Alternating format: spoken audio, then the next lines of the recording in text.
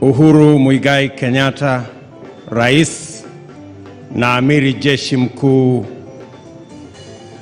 wa majeshi yote ya Kenya.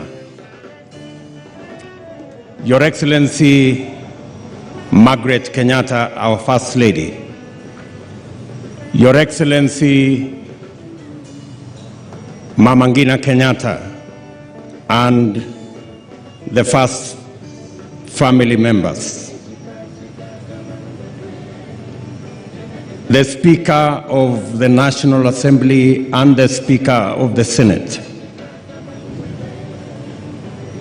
Madam Chief Justice and President of the Supreme Court. Your Excellencies, Ambassadors and High Commissioners, waheshimiwa mawaziri, makatibu,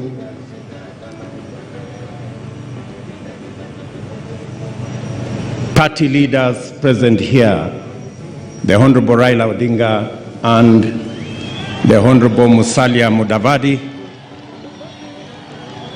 distinguished guests, ladies and gentlemen, hamjambo. Your Excellency, on behalf of many Kenyans who are seeing these magnificent grounds for the first time today, we want to congratulate you for your stewardship and transforming these grounds to a truly Uhuru Gardens.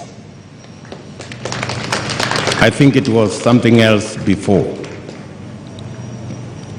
Your Excellency, as we celebrate this 58th Jamhuri Day, we build on the successes and the achievements of the past, while learning useful lessons of the things we didn't do right, but focused on the future where our better days lie. Your Excellency, united as a country, this celebration in these new grounds gives us as a nation the opportunity to reflect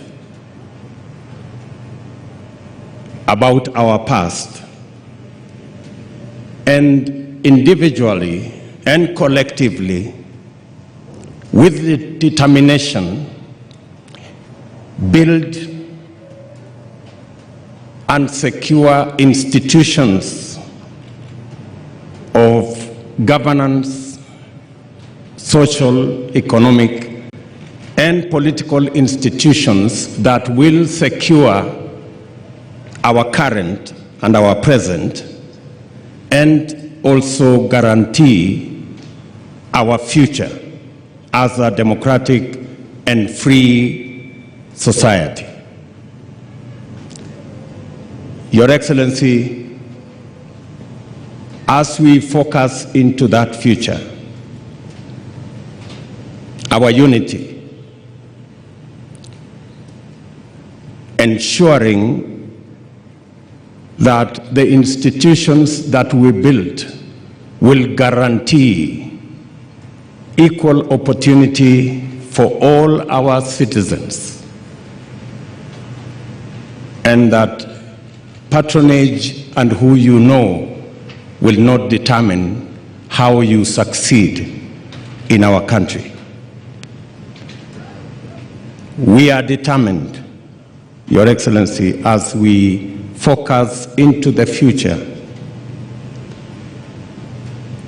to ensure that all the institutions are built to create an equal society where every citizen can proudly sing our national anthem and say, na tujenge taifa letu. Ndio wajibu wetu. Kenya ipate heshima. Tuungane pamoja kazini. Kila siku tuwe na shukrani, tukijua kazi ni kazi. Tunakushukuru Mheshimiwa Rais for leading the nation again in this Jamhuri celebration, and it is now my very humble duty to request His Excellency the President of the Republic of Kenya to make the national address. Your Excellency, sir.